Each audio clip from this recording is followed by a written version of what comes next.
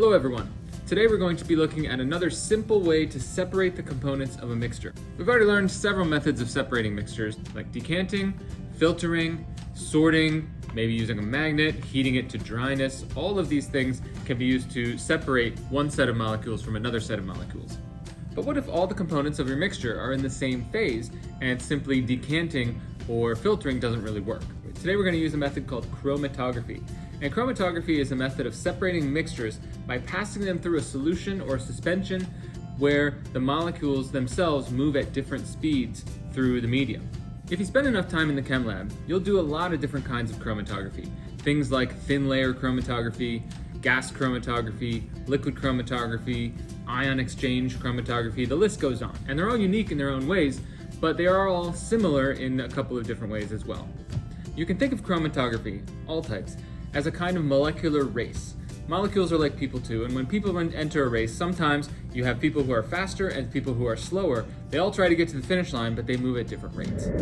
For every race, you need a starting line. And for this race, we need a starting line that does not dissolve in water, because it's going to be soaked in water, and so I'm using this lovely, newly sharpened pencil. I'm going to go ahead and take my ruler here. You don't have to use a ruler, but it's nice to have a nice straight line. And we'll make a straight line about 1 centimeter from the bottom.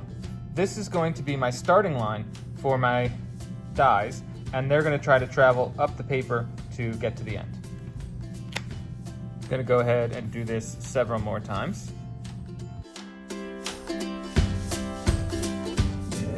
In any chromatography, there's the stationary phase and there's a mobile phase. The mobile phase is going to be a material that's some kind of a fluid, whether it's a gas or a liquid, which is passing over or through a stationary phase that stays put. Today's version of chromatography could not be simpler. Our stationary phase is going to be these little strips of filter paper that I cut out this morning. Our mobile phase is just going to be regular old distilled water, and our mixtures that we're going to separate are inks.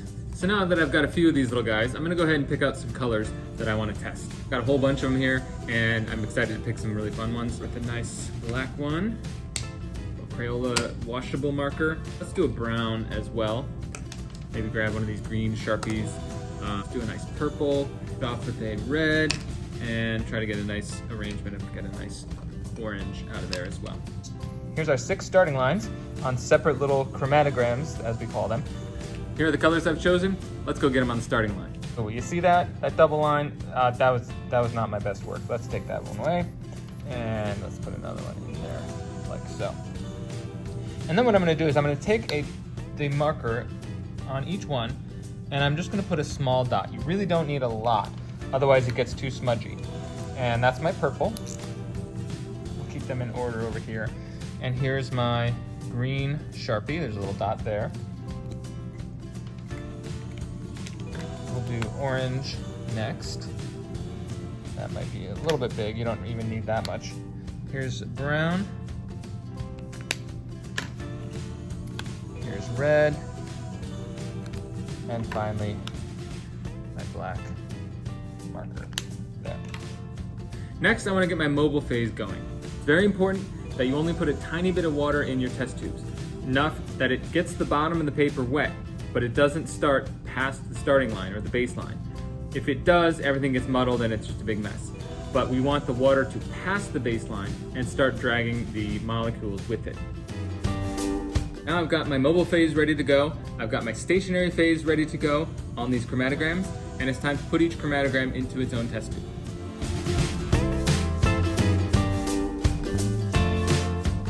The molecules move at different speeds through a medium because of their differences in polarity. Some molecules, like this model of a simple hydrocarbon, are very symmetrical, and there's no one end of the molecule that's more negative than the other end of the molecule, and so we would say this is a non-polar molecule. Other molecules, though, are a little bit lopsided. Maybe they have an extra lone pair on one side, or maybe they have an electronegative atom on the other side, and so you end up with sort of an asymmetrical polar type molecule. There's a phrase we use in chemistry and in life in general that like dissolves like. In other words, a polar solvent will dissolve other polar things in it. A nonpolar solvent will dissolve nonpolar things in it, and they tend not to mix very well. You've probably heard the phrase, oil and water don't mix. And that's due to the fact that oil is made up of hydrocarbons, which tend to be fairly non-polar. And they don't tend to mix well with the water molecules that are too busy hanging around with themselves with their hydrogen bonding and intermolecular forces. And depending on the molecule's polarity relative to the polarity of the mobile phase, it will move through the column or the stationary phase at different rates relative to other molecules. The molecules travel along, constantly going from the stationary phase to the mobile phase to the stationary phase to the mobile phase as they move, and some will move faster than others and some will move slower than others, and we'll be able to separate the samples based on those speeds. So here are my chromatograms after I took them out of the mobile phase, the solvent. Let's flip that one right side up, how about? And you'll notice the first thing I did was I drew a pencil line near the top of each one of them. And that is to mark the distance that the solvent actually traveled up the paper. You'll notice they all kind of traveled some slightly different distance, and I wanted to mark that before it got dried, and then I lose track of that. You'll also notice that some of the inks went all the way near the top, like these, and some kind of made a big long smudge. Most of it made it up here, and one didn't actually move at all. You'll also notice that even though I started with solid colors, they've separated into their component inks. Some colors, like this brown one, is actually a mixture of 3 different colors. This purple is actually a mixture of red and a bluish color. Orange was, in this case, pretty solid orange. I was expecting more of a red and a yellow, but I'm getting orange throughout. That could be because either the molecules are all orange colored molecules, or the red and the yellow moved up the paper at the same rate and stayed in that orange appearance. Over here, the black separated into a blue and a purple. So this dot here is my Sharpie marker. And Sharpies, you may know, are called permanent markers. And we call them permanent markers because if you mark something up with this, water doesn't usually wash it off. And that's because the Sharpie is actually made out of non-polar molecules. So they were just sitting there on the stationary phase. The polar molecules rushed right by and got all the way up to here, but they were not able to interact with the non-polar molecules that are found in Sharpies. So now, what if I wanted to compare some inks and how far they traveled relative to each other, even though they're on separate chromatograms? At first, it looks like it could be a little bit of a problem. I can kind of guess based on what's going on here. So we're going to do something as simple as taking a couple of measurements with a ruler, and we're going to set centimeters, not inches. Sorry about that. And we're going to measure a couple of things. First, we're going to measure how far it went from the starting line to where we pulled it out of the test tube. This line right here is called the solvent front. It's where the lead water molecules got to before I stopped the experiment. And I'm just going to measure in centimeters from there, the distance from there to there, which is about 6.2 centimeters. We could even go one further and say 6.25 centimeters. So that's how far the water molecules got from here. Okay?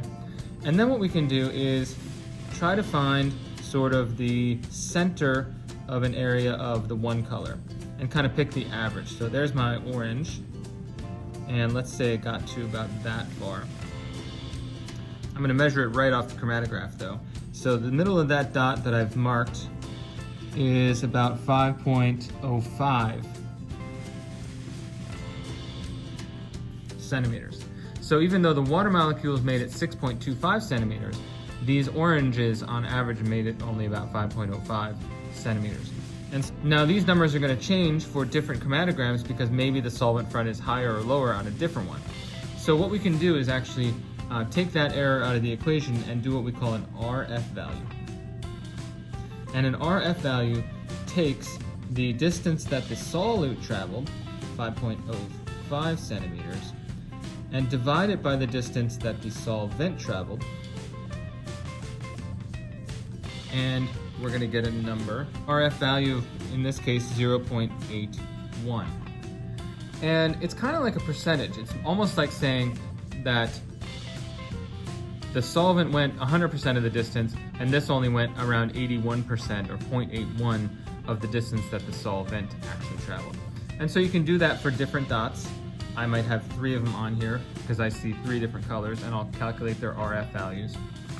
And then I could do that on a second one over here.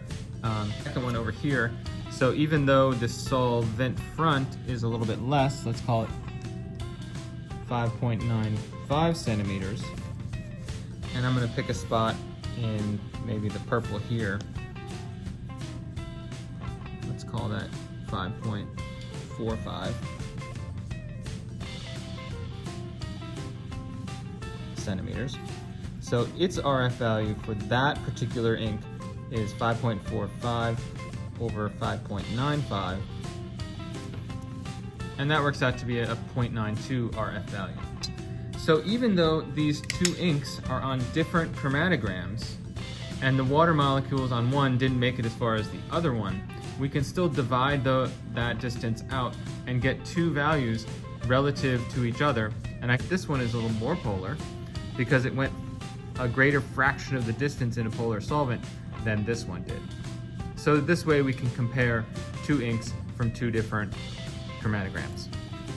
Chromatography is a method that you can use to separate all kinds of mixtures. This one is very simple and it's also very colorful. I hope you enjoyed it. Thanks for watching. Bye.